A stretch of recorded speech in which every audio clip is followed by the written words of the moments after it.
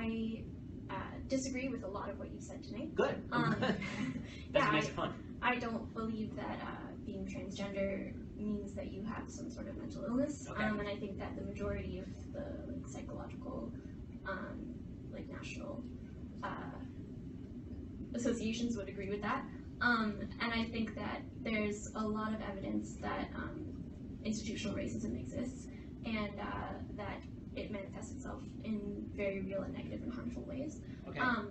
But I don't feel any violence or animosity towards you, and I would say that most of the people that I know might wish that you wouldn't spread ideas. They might wish that you wouldn't spread ideas that they find harmful and negative, but they don't feel any direct ill will towards you in any violent way that they would carry out.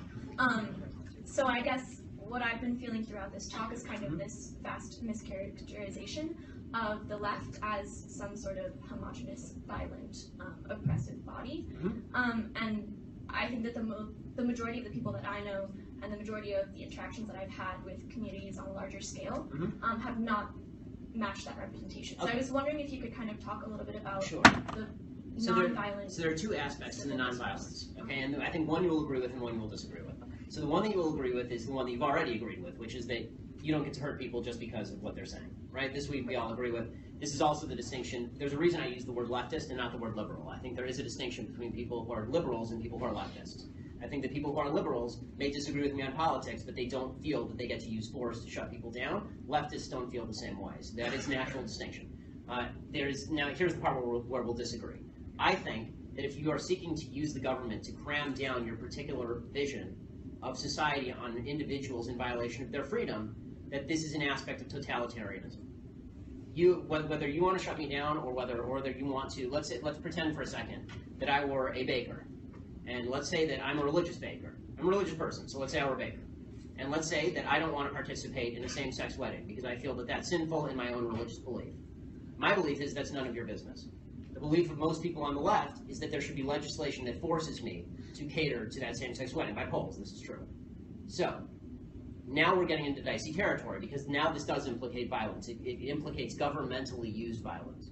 So, you can be, I'm happy you're libertarian essentially with regard to my speech. But when it comes to my behavior, you're significantly less libertarian than I am. You can do what you want, I don't care. But people on the left deeply care what I do in my personal life, that they have no right to my labor and they have no right to my services. So this is where the pedal hits the metal in terms of American politics, and this is where the pedal will hit the metal when the government starts getting more and more deeply involved. As far as the institutional racism, all I would ask you to consider, you can believe what you want, but I would ask you to consider this. Shouting institutional racism does not actually combat racism. You have to find individual instances, and you have to show me who the racists are so that we can fight them together. I hate racism. I think it's evil. But if you're just going to say institutional racism every time something bad happens, there's no way to fight it. I need a policy that you're proposing, or I need a person who's actually racist so that we can fight it together, or we can determine whether the policy is good. What I find really problematic is the virtue signaling that I see by so many people on the other side, which is, I don't have to give you the racist, I don't have to tell you who he is or what measures I'm proposing. I just say institutional racism, everybody cheers for me because that's an approved point of view, and now we move on with our lives. You haven't helped anybody, you've just made yourself feel better. If you want to, have her respond, please. Well, I think that institutional racism in and of itself, first of all, I would say that the majority of the people that do bring up institutional racism do also have solutions as to how to combat it. But I think that invariably involve encroaching on other people's liberty. But yes. Well, I would just say that there is kind of, again, I feel like you're painting a wide and diverse group of people with the same brush and saying that if you can't point to a policy or if you can't point to a person, then you're just wasting everyone's time. And I think that a lot of people are trying to point to policies, and while I think that the idea of pointing to a racist person is fundamentally in contrast with the idea of institutional racism, because institutional racism grapples with implicit bias in the society as a whole, or not like a ghost in the machine, but in individuals. Unless you're connecting that to a policy, it's a cop-out. Because now we're ghost hunting again. If you just said to me, we have a problem in American society, income inequality, right, is a problem in American society. If you just gave me any problem, and I said, well, that's the Bilderbergs' fault, right? That's the fault of the Bilderbergs, right? It's a conspiracy. It's the fault of the Bilderbergs, right? There are all these conspiracy theories about the Bilderberg group. Now, let's say that it's the Bilderbergs' fault, or it's the protocols with the elders of Zion. It's whatever it is. There's some conspiracy out there. You would say to me that's not useful because what are you even talking about? When you say institutional racism, it's too broad. You at least have to name me the institution. Which one is the racist one? Which institution is racist? Tell me which, so we can fight it, seriously, so we can fight it together. Just shouting slogans like institutional racism it's not effective. Shouting white privilege is not effective. I want to be on your side. I do. I want to fight racists. I think racist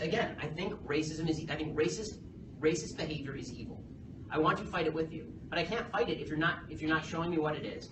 And we have to decide together if the policies you're proposing will alleviate racism or exacerbate racism. And it turns out, I think, that a lot of the policies proposed by the left, I think institutional racism is usually a lever for proposing a policy that is actually unpalatable to freedom, and then castigating people on the other side of that policy as being in league with the institutional racism. The policies are good or bad without regard to words like institutional racism, is what I'm saying. Honestly, I'd love to sit down and talk with you for an hour about it because it's a worthwhile conversation, and I think we could actually get somewhere with it. But I think that slogans generally tend not to be particularly effective in getting us to solutions. Okay. Thank you. I paid my own way in college.